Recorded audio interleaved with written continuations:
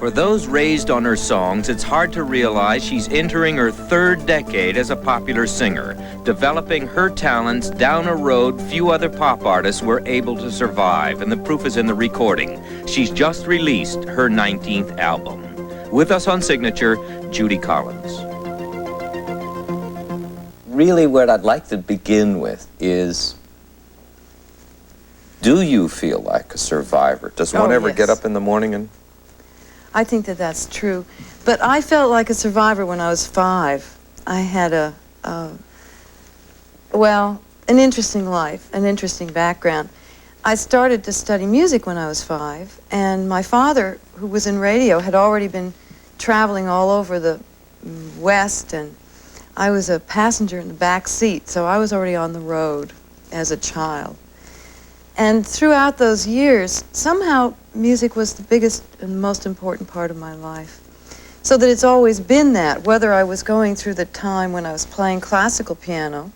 I made a debut at the age of 13 with a symphony orchestra in Denver. And then by the time I was 15, I had found folk music, which I fell in love with because of the stories. I've always loved a good story. And at this point now, with the integration of so many things in my music and in my life, I suppose that one does feel like a survivor, but it feels like a normal pattern. There are times in your year when you work very hard at something, when you start a new project. There are times when you just shut down and you do nothing and let things sit and let the juices begin to work. And those are all part of the year, part of the work. I'd like to talk to you in a bit more about the survival process, but you skated over that classical period. Now, that's a period as a child you're practicing 4, 5, 6 hours a day. Sometimes a lot, yes. For how long did you do that? Well, I started playing at 5, and I had a very fine teacher, and I did practice a lot then. A couple of hours a day, always. I mean, you have to in order to play. And then when I was working on a concerto or on a big piece, I would practice more hours than that.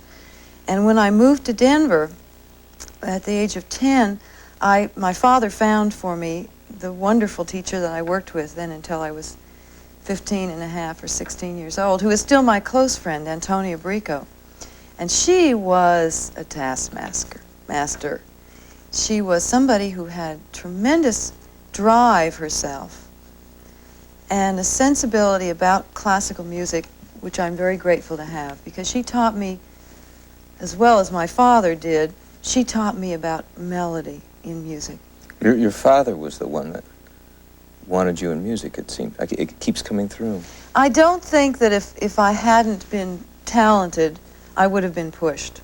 But you were. And I would call it encouragement rather than pushing. I was never the child who had to be railed at to practice.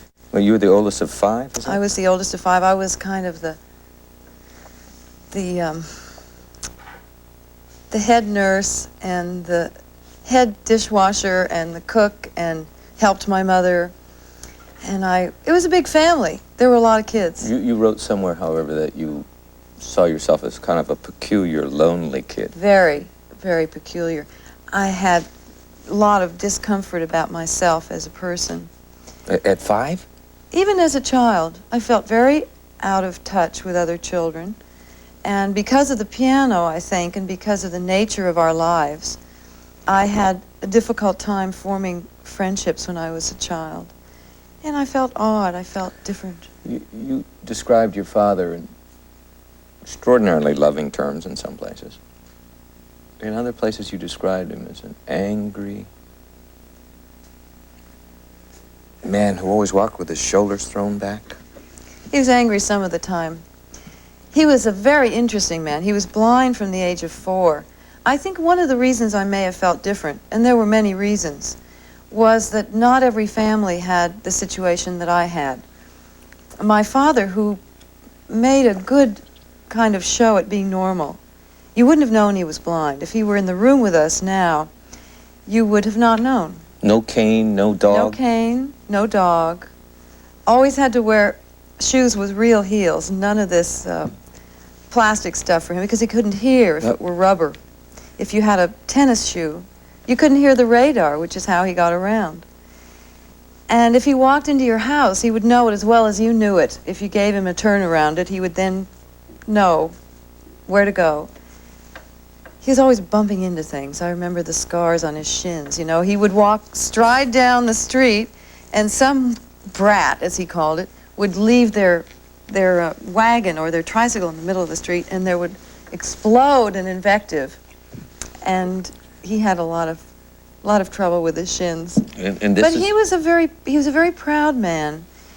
But I think he was at times very unhappy, and I think it came from having been blind at a very early age. And he really wanted you to succeed, I presume. He did. He gave me the kind of encouragement and the kind of unconditional love with my work and with myself that I think children of people who are very strong personalities themselves really need, because I don't know, with that kind of a strength that he had, if I would have been able to do what I wanted to do, unless he had been tremendously encouraging, and he was encouraging. And yet you left the classical piano. You really broke and went a totally new direction. I did.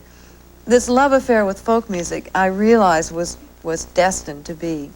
I would never have been happy playing the piano all my life, because you can't sing to Debussy, you can't sing to Mozart. They haven't written words. At least most of the things that I would have played, there are a lot of popular songs that have been made out of classical songs, but I'm much happier with words to sing as well as music. When did you discover that you could sing? And by that I don't mean, you know what I mean. I do mean, know. Really I do sing. know. You know, it was taken so for granted when I was a kid. I sang in the choirs, I sang with the opera choruses with Dr. Brico, with her groups, and I sang in church, and I sang with my father, and I would go to the radio station and sing Dear Hearts and Gentle People with him. But I took it so much for granted that when I started singing folk music, I didn't think of myself as a singer. I thought of myself as a storyteller. Let's fast forward into the early 60s. It seemed like virtually every kid in the USA had a pair of worn blue jeans, a guitar, and a folk song under his or her arm. How did you emerge? What suddenly popped you into our public consciousness? I had been working since I was 19, doing all the clubs around the country, singing wherever I could. At first, I did this because I had to help my husband get through school. Is a childhood sweetheart type? Yes. And then, very quickly, within about 2 years, I realized that I wanted a career, that I had something I wanted to say. And I began to be, the background began to catch up with me, and my point of view, which is really that of a real driven workaholic, began to emerge.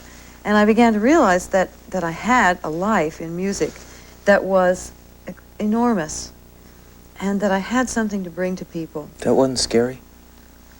No, I don't think it was frightening to me, because I was very accustomed to hard work. It wasn't unusual for me. But you see what I'm getting at?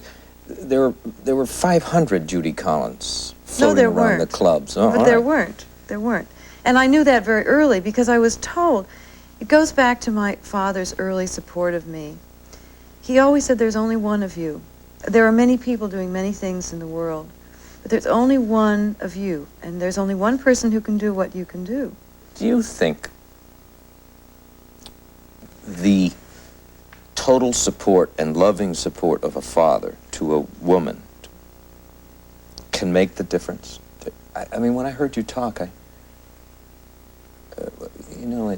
you keep mentioning your father's aspect of it. Do you ever think about that? Well, I was so drawn to him.